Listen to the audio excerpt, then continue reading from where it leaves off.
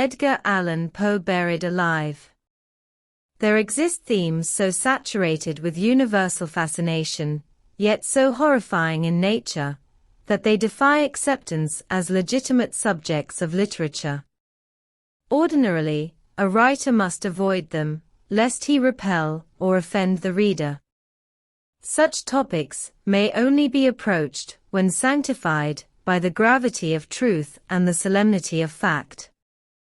We shudder with a kind of sweet pain when reading of the crossing of the Berezina, the Lisbon earthquake, the London plague, the St. Bartholomew's Day massacre, or the tragedy of the Black Hole of Calcutta, where 123 prisoners suffocated.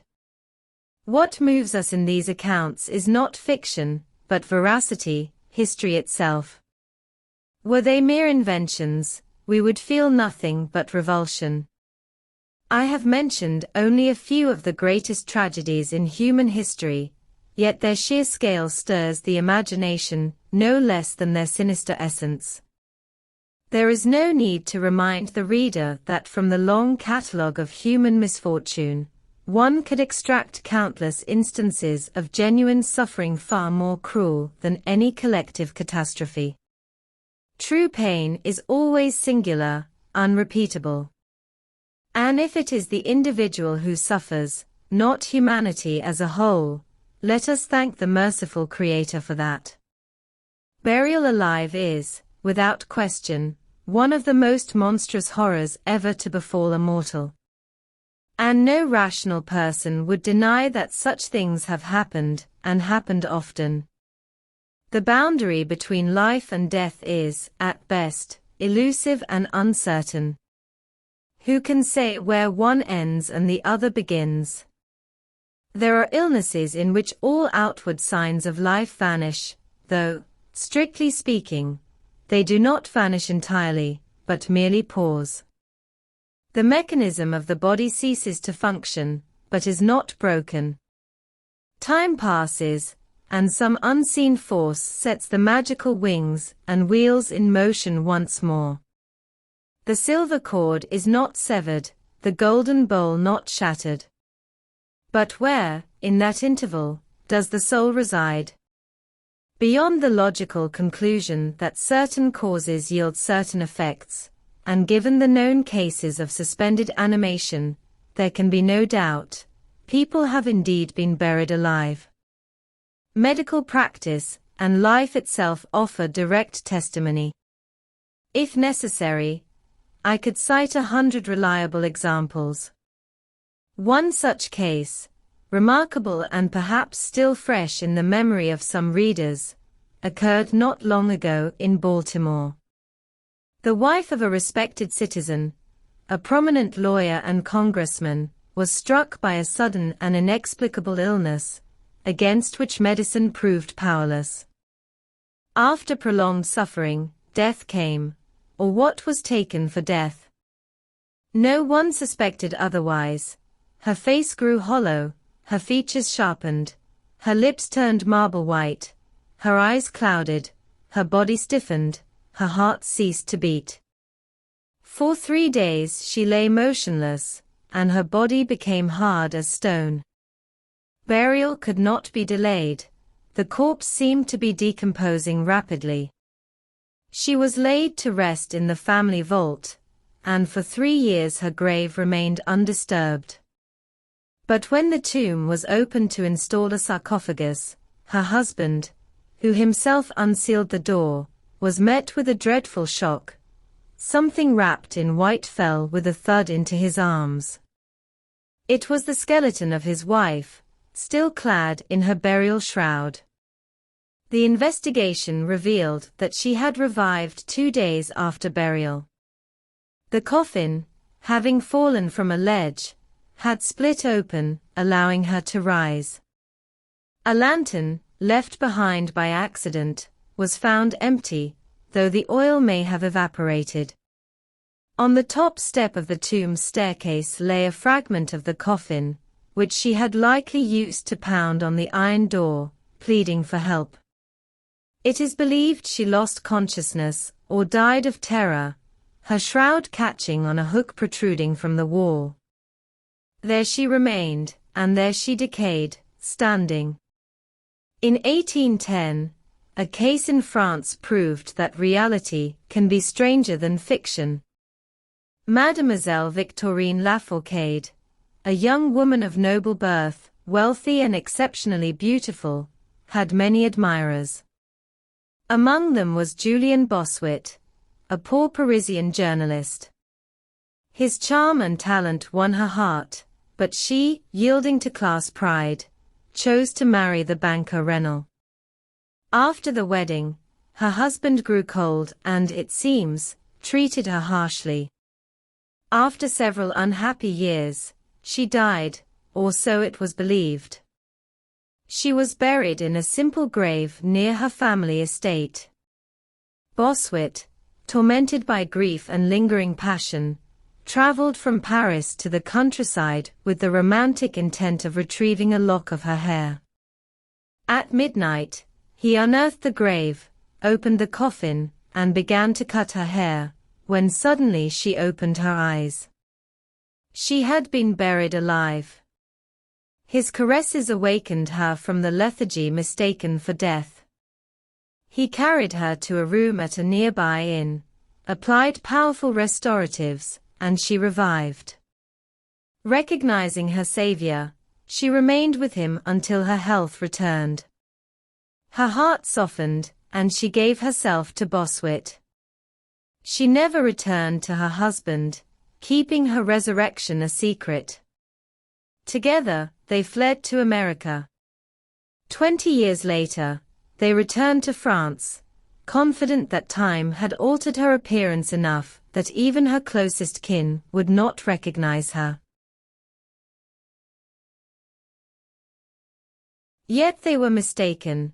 At the very first encounter, Monsieur Renal immediately recognized his wife and demanded that she return to him. But she firmly rejected his claims, and an impartial court, having reviewed the case, ruled in her favor, declaring that due to extraordinary circumstances and the passage of time, the marital rights had been forfeited, not only in spirit, but by the letter of the law. The Leipzig Surgical Journal, a highly respected and trustworthy publication, which would undoubtedly merit translation for American readers, reported in its latest issue a similarly distressing incident. An artillery officer, a man of towering stature and robust health, was thrown by a restless horse and struck his head violently, losing consciousness on the spot. A small fracture was found in his skull, but physicians saw no immediate threat to life.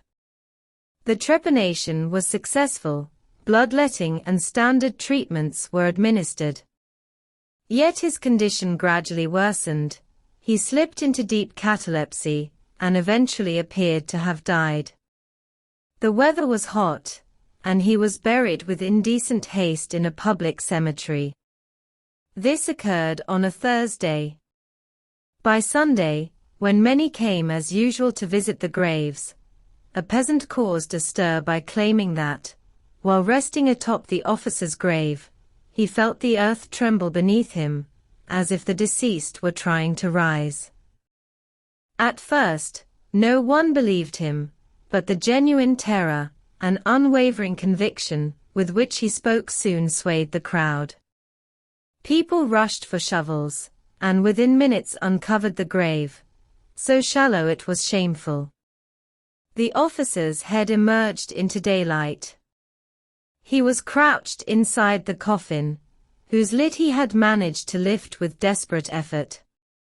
He was immediately taken to the nearest hospital, where it was confirmed that he was alive, though unconscious from suffocation.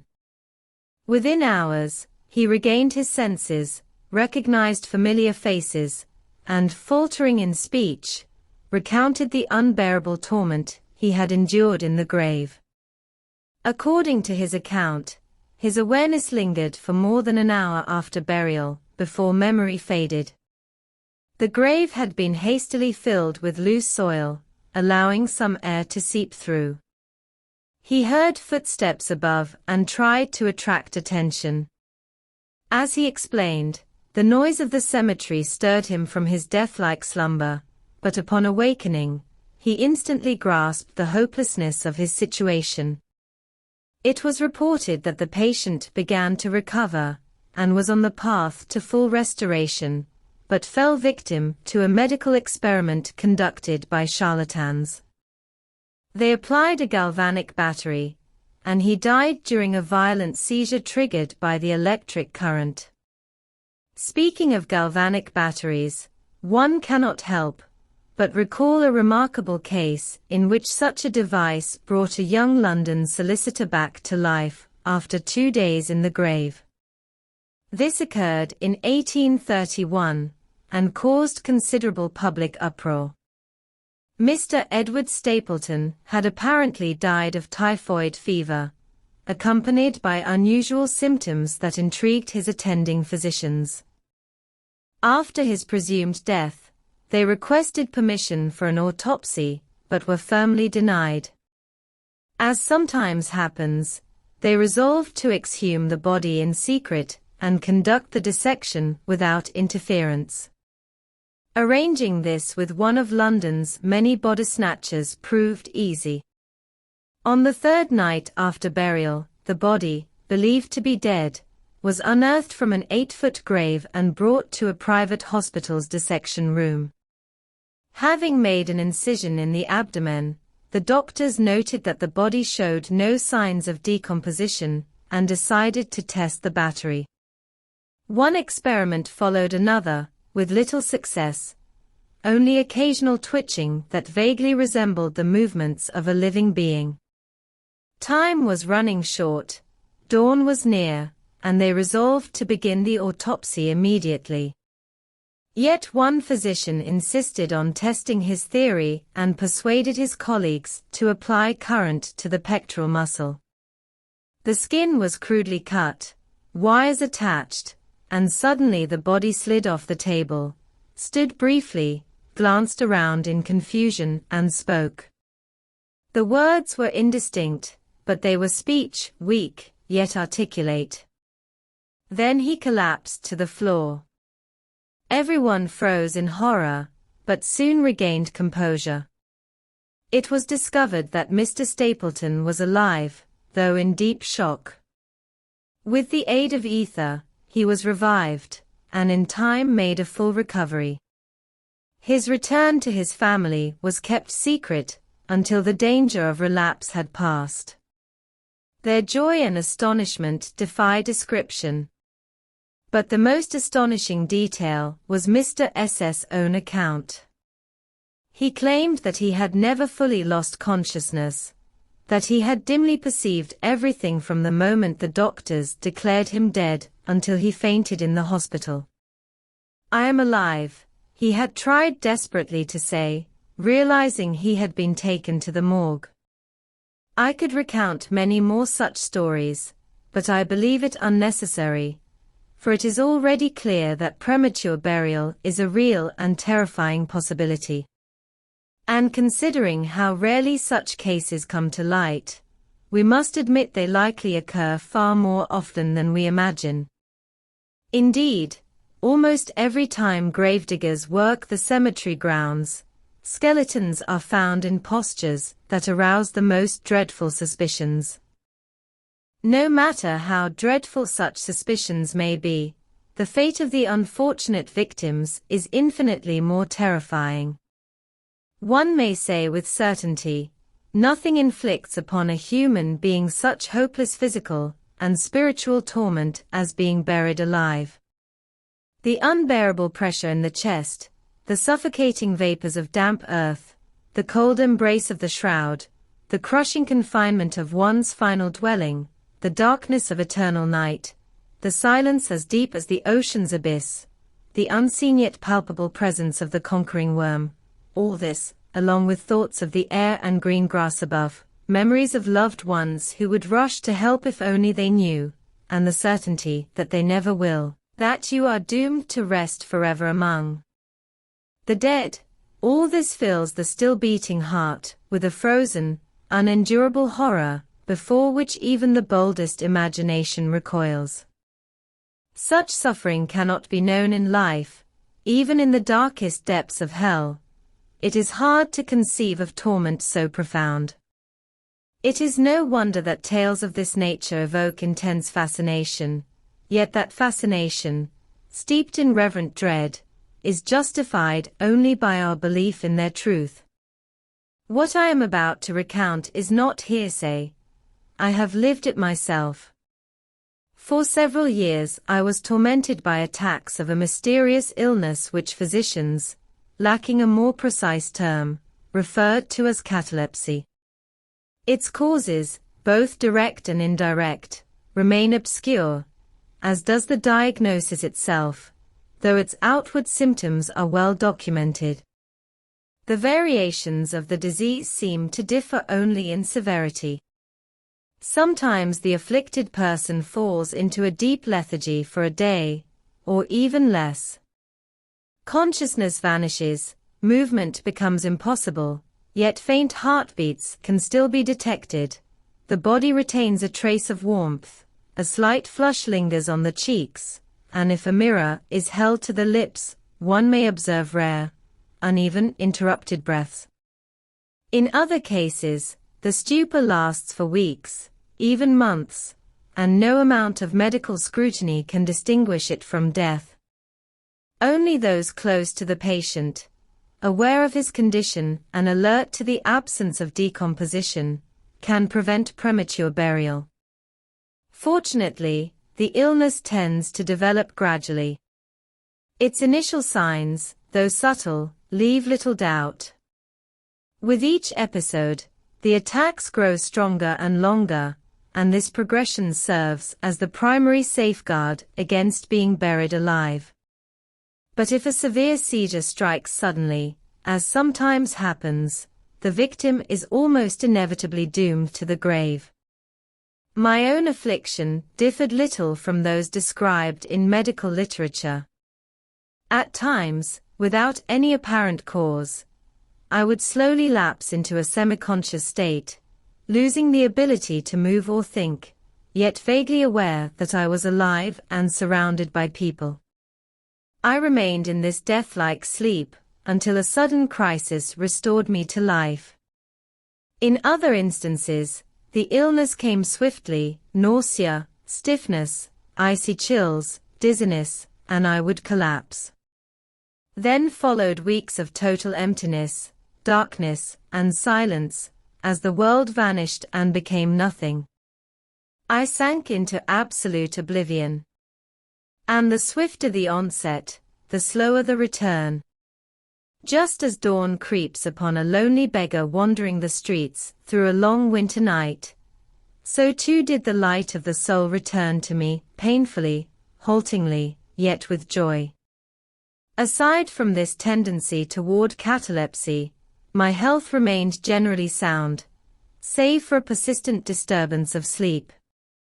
Upon waking, I would not immediately regain clarity, and for a time would be gripped by absurd confusion. In those moments, memory and reason refused to serve me. I felt no physical pain, but my soul was in agony. My imagination conjured visions of gloomy crypts. I obsessed over epitaphs, tombs, and worms. Thoughts of death haunted me, and the fear of being buried alive never left me. This looming threat gave me no peace, neither by day nor by night. By day, the thought was unbearable; by night, it became torture. When darkness swallowed the earth, I trembled at the mere idea, trembled like a feather on a funeral bier. And when my exhausted body succumbed to sleeplessness, I closed my eyes only after a long inner struggle. So terrifying was the premonition that I might awaken in a grave. And no sooner had I fallen asleep than I was surrounded by a world of phantoms, over which hovered, with vast, black, monstrous wings, the omnipresent spirit of death. The nightmares that tormented me were countless, but I shall mention only one vision. I dreamed that I had fallen into a cataleptic state, deeper and longer than ever before. Suddenly, a cold hand touched my forehead, and a trembling, anxious voice whispered in my ear, "Arise." I sat up. Around me was impenetrable darkness. I could not see the one who had awakened me. I remembered neither the time I had fallen into the stupor nor the place where it had occurred. I did not move, trying to gather my thoughts, while the icy hand gripped my wrist with growing urgency, shaking me, and the voice repeated, "Arise." Did I not command you to rise from sleep? Who are you? I asked. Where I dwell, I have no name, the voice replied sorrowfully. Once I was mortal, now I am spirit. I was merciless, now I am filled with compassion. You feel it, I tremble.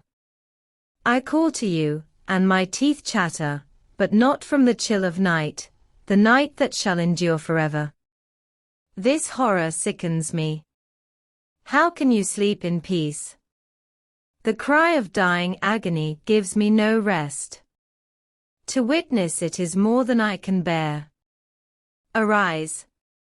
Follow me into the abyss of night, and I shall unveil the graves before you. Is this not the veil of sorrow? Look. I looked, and by the will of the unseen one still gripping my wrist, all the graves upon the earth opened before me. Each emitted a faint phosphorescent glow born of decay, and my gaze penetrated the depths, discerning bodies wrapped in shrouds, lying solemn and mournful among the grave worms. But alas! Not all slept the eternal sleep. Far more, by the millions, had not passed away forever. I saw feeble stirrings, heard a hopeless murmur, a mournful rustling of burial cloths. Many, who seemed at peace, had shifted from the rigid, awkward postures in which they had been laid to rest. I kept watching, and the voice whispered again, is this not the veil of sorrow? But before I could utter a single word, the cold hand released my wrist, the phosphorescent lights faded, the earth closed over the graves, and from beneath burst a desperate cry, is this? O God, is this truly not the veil of sorrow? The nightmares that poisoned my sleep often pursued me into waking life.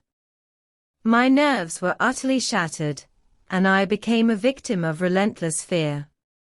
I avoided horseback riding, refused to take walks, and deprived myself of any opportunity to leave the house. In short, I dared not remain alone even for a moment. I had to be surrounded by people who knew of my susceptibility to catalepsy. I feared that a sudden seizure would lead to my burial without hesitation. I trusted neither the care nor the devotion of my closest friends. I dreaded that, during a prolonged episode, they might be persuaded that I was beyond saving.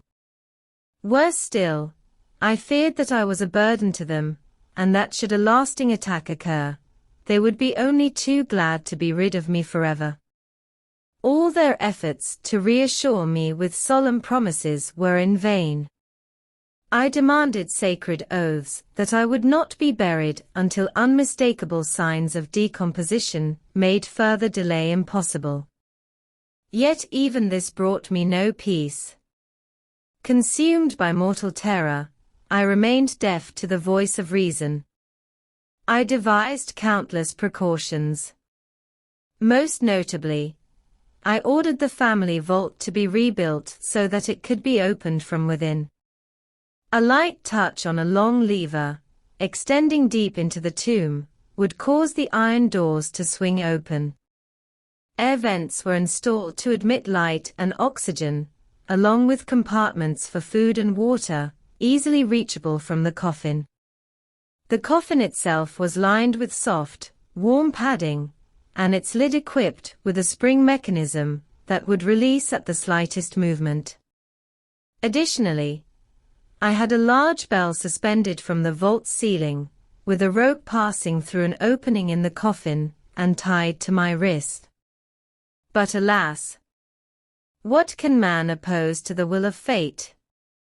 Even the most elaborate safeguards cannot deliver one from the infernal torment of being buried alive, if such a fate is ordained. Then came the day, as it had before, when, in the depths of catalepsy, the first faint and uncertain signs of life began to stir within me. Slowly, like the creeping light of dawn, a dim, grey radiance spread through my soul. A vague unease. Indifference to dull pain. Apathy, despair, exhaustion. Then, after a long interval, a ringing in the ears. Then, a tingling in the limbs. Then, an eternity of blissful stillness, as awakening senses rekindle thought. Then, a brief plunge into oblivion. And finally, the sudden return of consciousness. The day came, as it had before, when, in the depths of cataleptic stupor, the first faint and uncertain signs of life began to stir within me. Slowly, like the creeping light of dawn, a dim, grey radiance spread through my soul. A vague unease. Indifference to dull pain. Apathy, despair, exhaustion. Then, after a long interval, a ringing in the ears. Then, a tingling in the limbs. Then, an eternity of blissful stillness, as awakening senses rekindle thought. Then, a brief plunge into oblivion. And finally, the sudden return of consciousness. A slight tremor of the eyelids, and then, like a jolt of electricity, a mortal, inexplicable terror surged through me, sending blood rushing to my heart. The first attempt to think. The first attempt to remember. Slowly, painfully, memory returned. And I understood, this was no ordinary awakening. I recalled that I had suffered a cataleptic seizure. And then, like a storm-tossed sea, my soul was overwhelmed by a single, dreadful thought, grave-bound, all-consuming. When this realization took hold, I lay motionless for several minutes. Why? I lacked the courage to move. I feared that any motion would confirm my fate. Yet an inner voice whispered, there was no doubt. And then despair, that despair before which all other human suffering pales, compelled me, after long hesitation, to lift my heavy eyelids. I opened them. Around me was darkness, absolute, impenetrable. I knew the seizure had passed. I knew the crisis was over. I knew I had regained the power of sight, and yet, before me stretched an endless night, a gloom without end. I tried to scream. My lips and parched tongue quivered in a convulsive effort, but from my lungs, as if crushed beneath a mountain, no sound emerged. They trembled in rhythm with the spasms of my heart, with each agonizing breath. When I tried to cry out, I discovered my jaw was bound, like that of a corpse. Beneath me I felt a hard surface, and something rigid pressed against me from both sides. Until that moment, I had not dared to move, but now, in desperation, I flung up my arms, crossed upon my chest. They struck wooden boards, mere inches from my face. There could be no doubt. I was in a coffin. And then, in the deepest pit of despair, I was visited by hope, like an angel. I remembered my precautions. I writhed, struggled to push open the lid, but it did not budge. I groped at my wrists, searching for the bell rope, it was not there. And so the angel of consolation fled, and despair, more merciless than before, returned to claim me. I realized there was no soft lining, no mechanisms of escape. And into my nostrils came the sharp, unmistakable scent of damp earth. I was not in the family vault.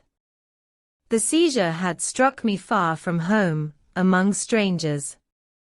When and how, I could not recall. These people had buried me like a dog, in a common coffin, deep in an unmarked grave. When this dreadful certainty gripped my soul, I tried once more to scream, and a cry, filled with mortal terror, pierced the subterranean darkness. "Hey! Hey, what's all that noise?" came a rough voice. "What the devil's going on?" said another. "Come out of there," barked a third. "What's with the caterwauling?" added a fourth. A group of coarse, grim-looking men approached and began shaking me. They did not awaken me. I had already regained consciousness when I screamed, but their jostling restored my memory completely. It happened near Richmond, Virginia. I had gone hunting with a friend, and we had walked several miles down the James River. That evening, a storm overtook us. The only shelter was the cabin of a small sloop anchored with a load of fertilizer. With no better option, we decided to spend the night aboard. I lay down on one of two bunks. You can imagine what sort of bunks exist on a vessel of 60 or 70 tons. Mine had no bedding at all. Its width did not exceed 18 inches, and it was just as close to the deck above. I barely managed to squeeze into the cramped space. Nevertheless, I slept soundly, and everything I experienced, which was far more than a mere nightmare, can be explained by the discomfort of the berth, the habitual direction of my thoughts, and the fact that, as mentioned before, I often awoke slowly, lying for long moments in a state of mental blankness. It was sailors and hired dock hands who had shaken me. The smell of earth came from the fertilizer.